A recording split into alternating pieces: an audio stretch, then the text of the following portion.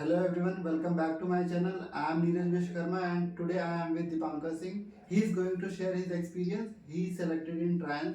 So let's start. Hello Dipankar. Hello, Neeraj. So first of all, introduce yourself. So I am Dipankar and currently I am pursuing MCA from Merit Bhopal. जहाँ तक बात रही मेरे जन्म लेने की, मेरा जो बर्थ है वो उत्तराखंड का है। मैंने अपनी स्कूलिंग जो है वो उत्तराखंड से ही कंप्लीट करी है। Okay. और ग्रेजुएशन भी उत्तराखंड से ही कंप्लीट करी है।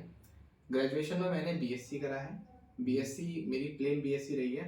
मतलब मेरा कोई भी कोडिंग बैकग्राउंड नहीं था, ठीक है। और उसके बाद मुझे निमसेट के बारे में पता लगा, मैंने निमसेट दिया और आज मैं यहाँ पे हूँ। अच्छा, ठीक है। तो निम्स तुम बीएससी से निमसेट निमसेट क्लियर किया है। मतलब ये एमसीए करने का तुम्हें अचानक से या फिर कैसे तुम्हें मोटिवेशन मिला, कहाँ से तुम्हें जानकारी मिली कि तुम एमसीए परस्यू करो बीएससी के बाद? ठीक है, तो बात ऐसी है, बात सेकंड ईयर की है।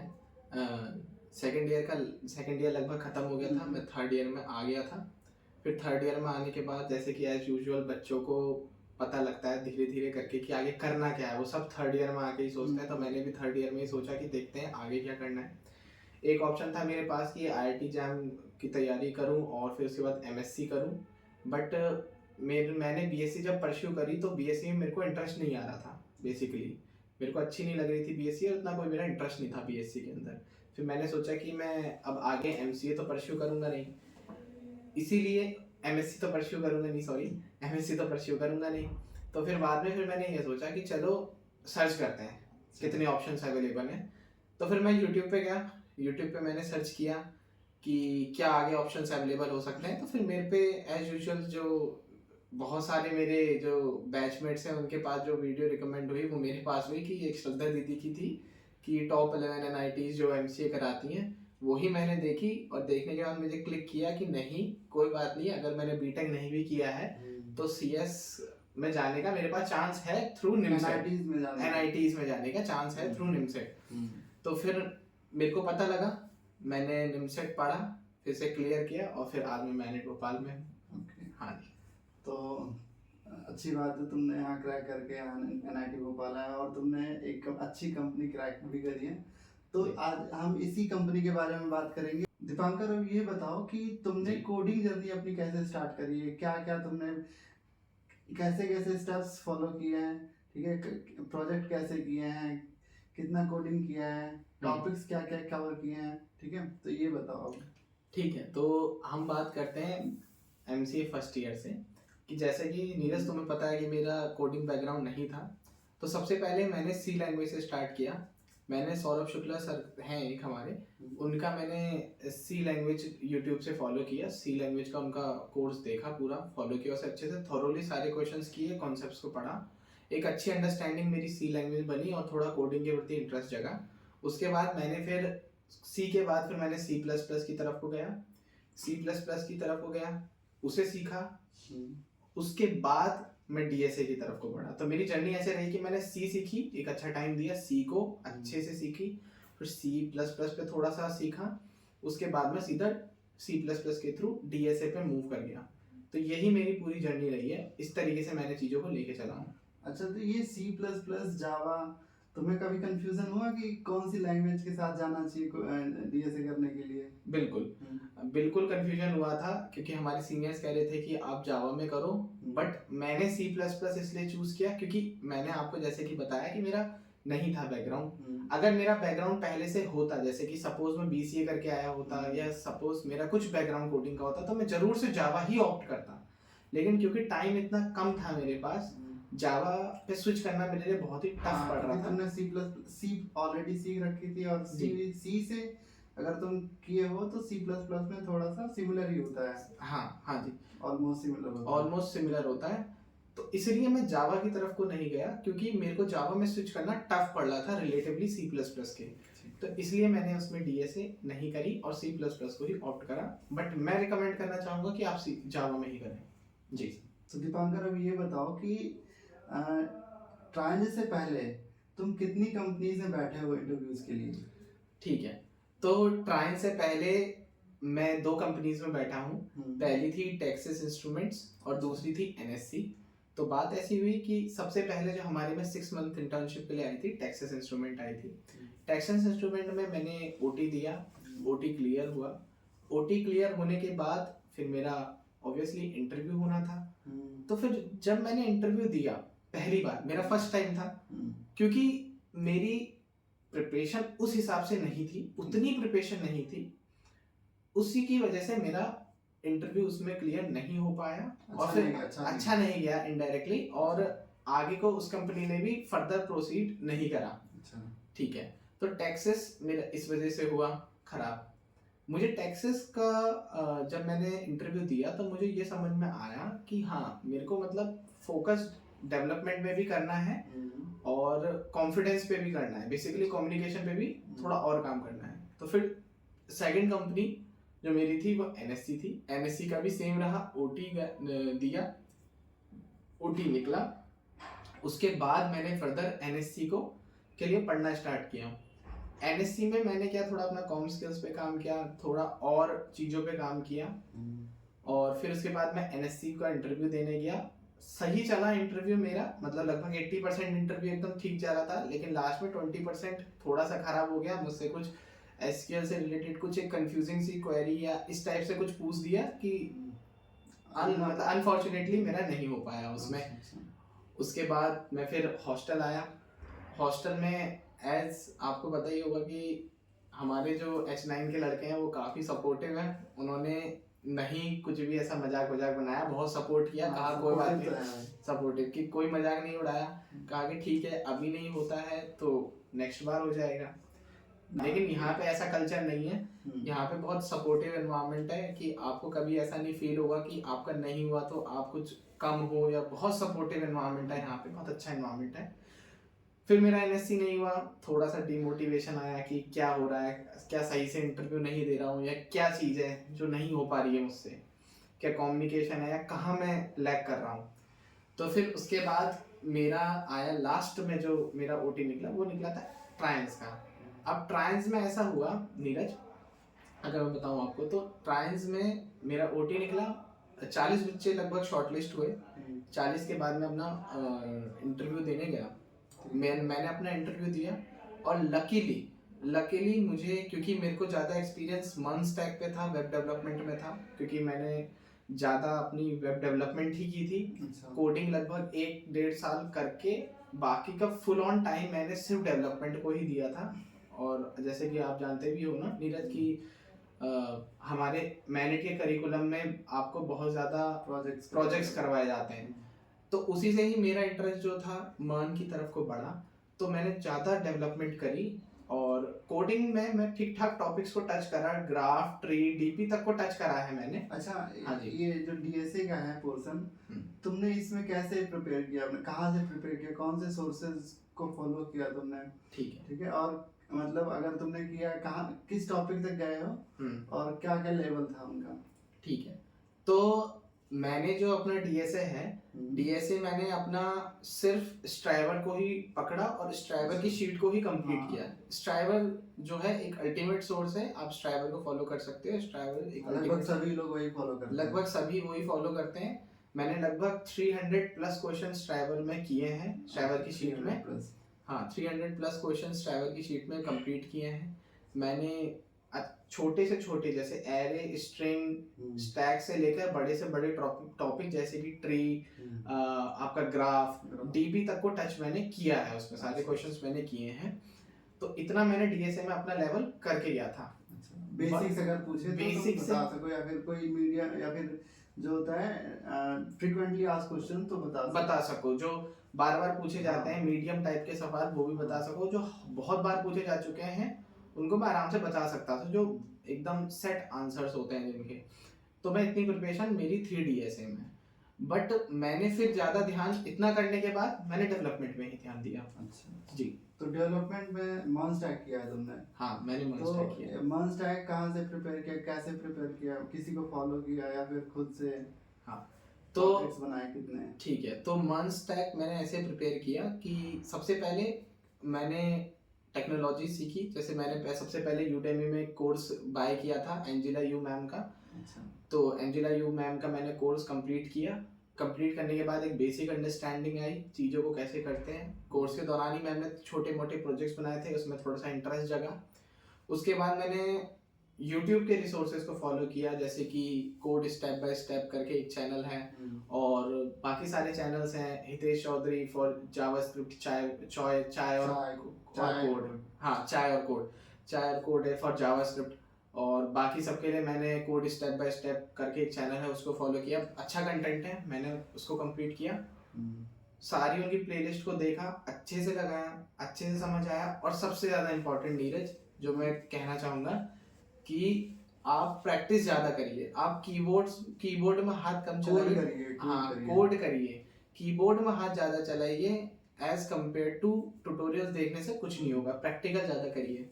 क्योंकि नीरज, मेरा ना ट्रायल्स में प्रैक्टिकल ही उन्होंने ज़्यादा मुझसे पूछा था। प्रैक्टिकल क्वेश्चन ज़्यादा पूछे थे। जैसे कि एनएससी में तो मुझे मिल गए थे आपके डेटा एनालिटिक्स टाइप के कुछ बंदे थे वो, लेकिन जो मुझे लकीली जो मुझे मिल गए थे ट्रायल्स में, वो बैक एंड डेवलपर ही थे।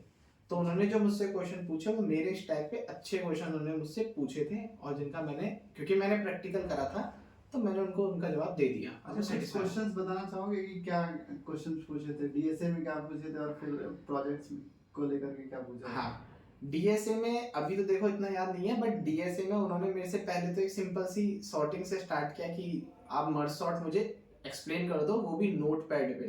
तो आप ध्यान रखें कि आपको, अगर आपका ऑनलाइन होगा तो आपको नोट पैड पे एक्सप्लेन करना आना चाहिए। टाइपिंग आपकी सही होनी चाहिए, अच्छे से आप बता पा रहे हो। मर्ज सॉर्ट पहले सिर्फ एक्सप्लेन किया था या फिर कोड भी लिखवाया था? मुझसे कहा था कि आप सूडो कोड लिख दो। अच्छा, सूडो कोड लिख दो नोट पैड पे और इसे एक्सप्लेन करो। अच्छा, ये कहा था। फिर सेकंड एक एरे का क्वेश्चन पूछा था। एरे का एक मैं अभी इतना तो याद नहीं कर पा रहा हूँ, बट एक मीडियम टाइप का क्वेश्चन था। हाँ, फिर एक क्वेश्चन उन्होंने मुझसे एक स्टैक का क्वेश्चन पूछा, मोनोटोनिक स्टैक से रिलेटेड क्वेश्चन पूछा, और कुछ नहीं पूछा डीएसए, क्योंकि ट्री ग्राफ वगैरह तक नहीं, क्योंकि वो ज्यादा डेवलपमेंट बेस्ड थे। तो मैंने कहा ना, जैसे कि 20% डीएसए और 80% डेवलपमेंट है आजकल की इंडस्ट्री में। मतलब ये पूछा जा रहा है जी। तो दीपांकर, मेरा नेक्स्ट क्वेश्चन ये है कि तुम्हारा मैनेट में एक्सपीरियंस कैसा रहा? तो मैनेट में एक्सपीरियंस, तो मैनेट तो एक अलग ही जगह है।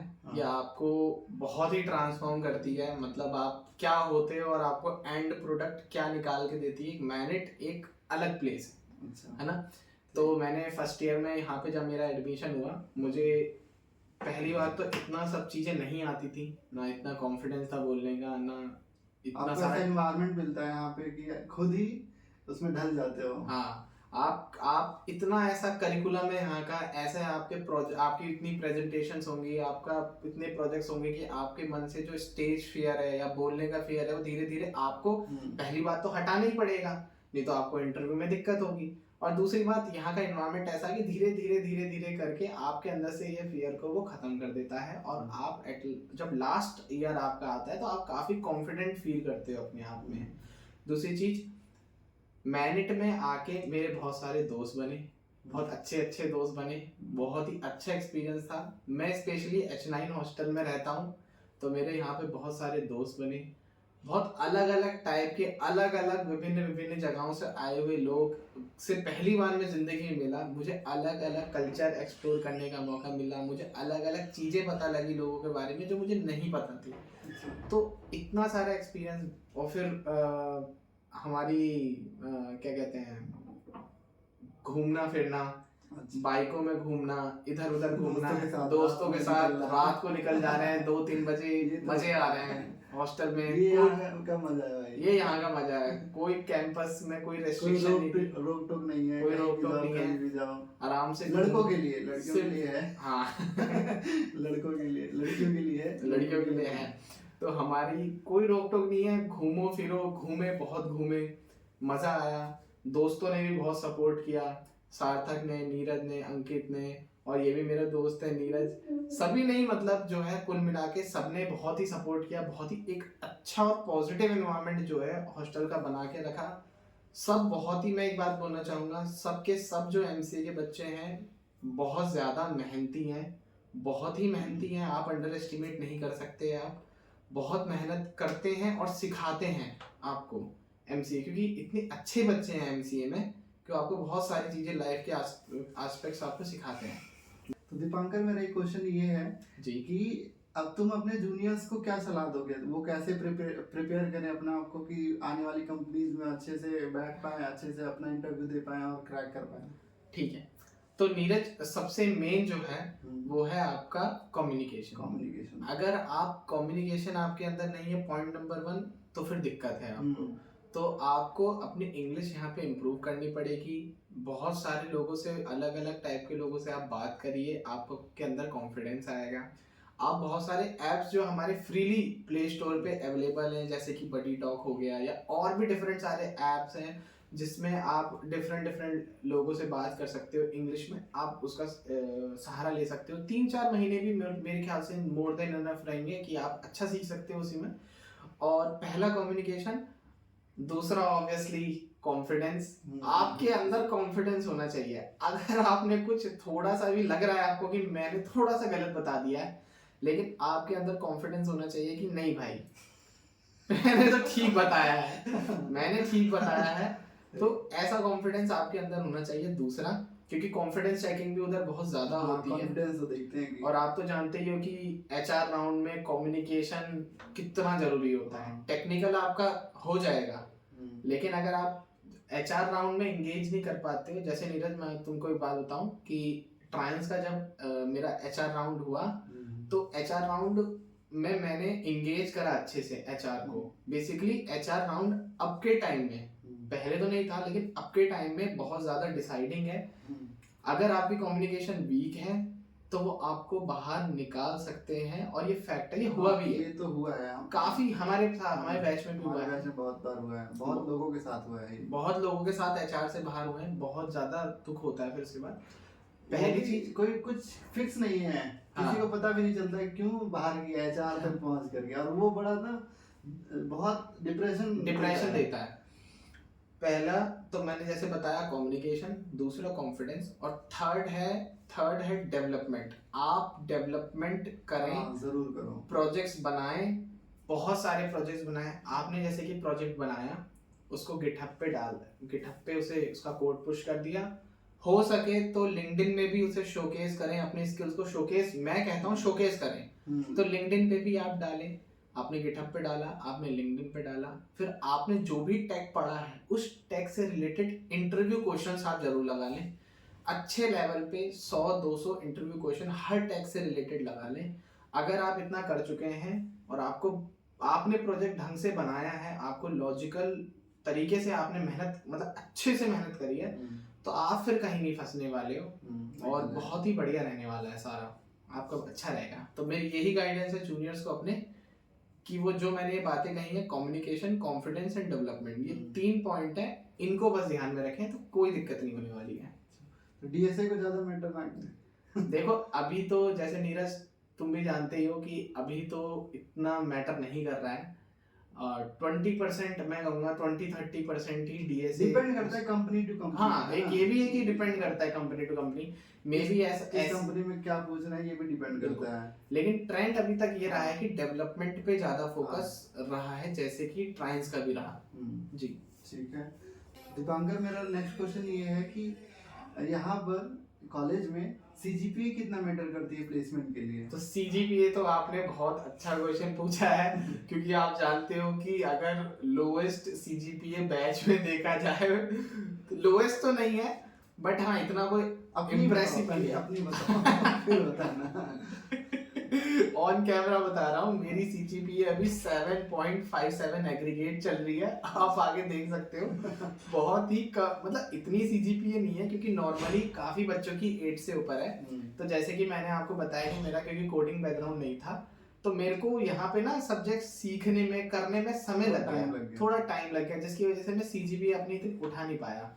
बट जैसे कि हमारे सीनियर्स ने कहा था कि आप अगर एक सेफ स्कोर होता है, आप 7 से ऊपर बना के रखें हर कंपनी से बैठने के लिए, हर कंपनीज में, बट मैं कहूंगा कि 8 या 8 से ऊपर रखें। 8 प्लस 8+ CGPA रखेंगे तो well and good, hmm, but अगर आपकी 7.5 है या 7 है तो फिर भी ऐसा नहीं है कि डिमोटिवेट होने की जरूरत है, क्योंकि देखो 7.5 तो 7.57 तो मेरी भी चल रही है, बट हाँ अगर आपकी CGPA कम है तो फिर आप 7 से कम है तो ज्यादा दिक्कत होगी, ये है। समझ लें। बट अगर आपकी CGPA कम है तो फिर आप एक चीज ध्यान रखें कि भाई आपको अपनी स्किल्स पे काम करना है, डेवलपमेंट अच्छी करनी है, नो डाउट आपको DSO डेवलपमेंट अच्छी करनी पड़ेगी अगर आपकी CGPA कम है। बट मैंने जो ट्रेंड देखा है अभी CGPA बेस्ड उतना नहीं है। अभी क्या है कि अगर आपके पास स्किल है, आप क्वेश्चंस बता पा रहे हो तो हो जा रहा है। वो तो अलाउड, अगर तुम अलाउ हो जा रहे हो तो ठीक तब है, है। बट स्टार्टिंग में कंपनीज कुछ होती हैं कि हाँ। स्टार्टिंग में क्राइटेरिया रख देती हैं कि 7.5 से ऊपर या फिर 7 हाँ। से ऊपर या फिर 8 से ऊपर ही बच्चे अप्लाई कर सकते हैं। ठीक है, तो वहाँ उन बच्चों को प्रॉब्लम होती है, जो जिनके कम होते हैं वो बाहर हो जाते हैं तुरंत। अगर 7 से नीचे हो तो आप बाहर हो, 7 से ऊपर होनी चाहिए, और सेफ रहता है कि आप 7.5 से ऊपर ही रहो। एटलीस्ट ऊपर रहो या थोड़ा ऊपर रहो। बट सेफेस्ट अगर मैं बात करूं तो 8 से 8+ ऊपर आप सेफेस्ट हैं। तो मैं तो रिकमेंड करूंगा कि अगर आप BCA बैकग्राउंड से हो तो 8+ बना के रखो, BSc से हो तो एटलीस्ट 7.5+ बना के रखो। थोड़ी सी भी प्लस हो जाए तो कोई दिक्कत नहीं है, अपनी डेवलपमेंट में ध्यान दो। अच्छा, बस ये चक्कर है। 10th 12th के मार्क्स? नीरज का ये बहुत ही बढ़िया क्वेश्चन है कि 10th 12th के मार्क्स, क्योंकि हम सुनते हैं ना कि 10th 12th बेसिकली 10th वो सिर्फ हमारे डेट ऑफ बर्थ के लिए होती है। नहीं, अगर आप मेरिट में आ रहे हैं तो 10th 12th और ग्रेजुएशन में एटलीस्ट आपकी 10th 12th में 60% से ऊपर, और ग्रेजुएशन में एटलीस्ट आपकी 70% या 70 से ऊपर होनी चाहिए, आप तभी आए। एटलीस्ट बताऊं तो 60% से। हाँ। 10th 12th इससे ग्रेजुएशन कम में अगर होगी तो बहुत ज्यादा प्रॉब्लम तो होगी। आप क्योंकि मत कोई करो। भी बेसिक अगर मिनिमम क्राइटेरिया रखता है तो 60% रखता है, अगर 60% उससे कम है तो डेफिनेटली बाहर ही हो जाना है कोई भी कंपनी। आप मोस्टली कंपनियों से बाहर हो जाओगे, तो प्लीज मेक श्योर करें जब आप इधर आ रहे हैं, निमसेट दे रहे हैं या फिर कर रहे हैं, कुछ भी कर रहे हैं, आप किसी भी NIT को टारगेट कर रहे हैं, तो आप मेक श्योर करें कि आपकी 10th 12th और ग्रेजुएशन में एटलीस्ट 60% से ऊपर रहे। सेफ स्कोर की बात करूं, 10th में तो 60% से ऊपर, 12th में भी 60 से ऊपर, और ग्रेजुएशन में भी आपका लगभग 70 या 70 से ऊपर ही हो। ग्रेजुएशन में तो मोस्टली 70 का बार लग जाता है, क्योंकि मेरी खुद ग्रेजुएशन में कम परसेंटेज थी, क्योंकि मैंने बताया कि मुझे BSc में इंटरेस्ट नहीं था, तो मेरी इतनी कोई, मेरी 65 या 63 थी मेरी शायद परसेंटेज, तो मैं कुछ कुछ कंपनियों से वैसे आउट हुआ था। बट हाँ, ये मेरे साथ हुआ था। तो मैं ये रिकमेंड करना चाहूंगा कि 10th और 12th से वैसे नहीं होती कि आपको डेट ऑफ बर्थ का खाली पेपर है, वो आप अगर मेरिट में आए हो, आप NIT भोपाल में आए हो निमसेट क्रैक करके, तो ध्यान मेक श्योर कीजिए कि 10 12th में आपकी एटलीस्ट 70, मरी तो 60 से ऊपर, वरना 70+ ही होनी चाहिए 10 12th, आप सेफ हो। और CGPA 8 या 8 से ऊपर, नहीं तो 7.5 से ऊपर, ये है। वरना नहीं आप एलिजिबल होगे किसी भी कंपनी में बैठने के लिए, दिक्कत होगी आपको। ठीक है, गैप भी मैटर करता है? मेरा तो ऐसे गैप नहीं था, बट कुछ कुछ कंपनियों में दिक्कत होती है कि वो गैप नहीं मांगते। 1 ईयर, आई थिंक 1 ईयर और 2 ईयर का गैप चल जाता है, लेकिन 3-4 ईयर का गैप बिल्कुल भी नहीं चलता है। स्पेशली MCA में जो आते हैं 3-4 ईयर्स का गैप है तो थोड़ा सा बहुत ज्यादा सोचने वाली दिक्कत होती है। हाँ। बहुत दिक्कत, बहुत ही प्रॉब्लम आपको हो सकती है। हमारे दोस्त हैं, एक आध दो दोस्त हैं, तो उनको प्रॉब्लम्स होती हैं। कुछ कंपनियां बहुत सारी कंपनियों में बाहर हो जाते हैं जहाँ भी अगर गैप का क्राइटेरिया, क्योंकि मिनिमम 2 ईयर्स का गैप मांगती है कहीं, उससे ज्यादा मैक्सिमम 2 ईयर्स का गैप, सॉरी। तो ये क्राइटेरिया बहुत ज्यादा भी, ये भी मैटर करता है। तो ये भी आप थोड़ा सा ध्यान रखें। और उससे भी ज्यादा जो 10 12th और ग्रेजुएशन, फिर उसके बाद सेकंड कि आपका जो है 2 साल से ऊपर का कोशिश करें ना लगे गैप, तो ये ज्यादा आपके लिए बढ़िया रहेगा। ओके दीपांकर, तो अब हम मिलेंगे दूसरे नेक्स्ट वीडियो में किसी दूसरे हमारे साथी के साथ। तब तक के लिए थैंक यू। सब्सक्राइब करें हमारे चैनल को और लाइक करें और शेयर करें। तो दीपांकर की जो भी क्वेश्चंस इससे पूछे गए हैं वो मैं सारे क्वेश्चंस अपने डिस्क्रिप्शन बॉक्स में दे दूंगा, आप जाके चेकआउट कर सकते हैं।